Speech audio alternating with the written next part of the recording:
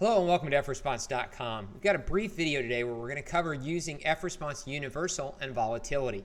We're going to start off on a Linux machine. We're going to connect to F-Response Universal, a local appliance, and then to a Windows machine on that appliance and can map in the memory share.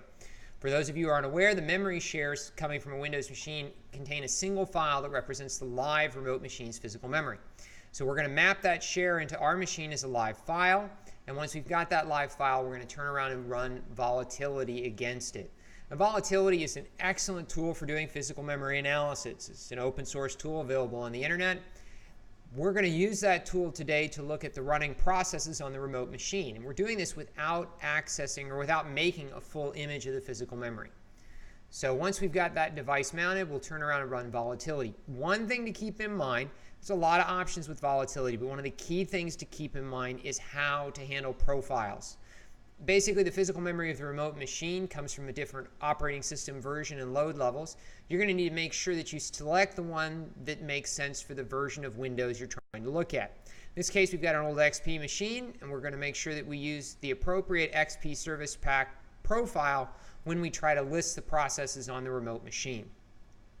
So we'll run volatility, we'll give it that profile, and then it'll give us a list of running processes. Now what's nice is this mechanism works both under Windows as well as under Linux, so it gives us the same type of opportunity to see that sort of live memory review.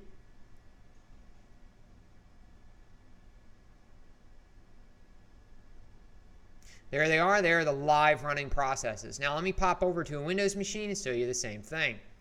Here we've got a Windows machine, and we've already got our memory share attached. It's connected in as an E drive on our machine. And I can go in here and open up my command prompt. I've got the standalone version of volatility installed on the machine, and just like before, I've set a profile and I've pointed it at the E drive, which contains that physical memory image file. So running this and providing the pslist command is going to do the same thing. It's going to give me a list of the processes running on the remote machine in real time, essentially by reading the physical memory of the machine.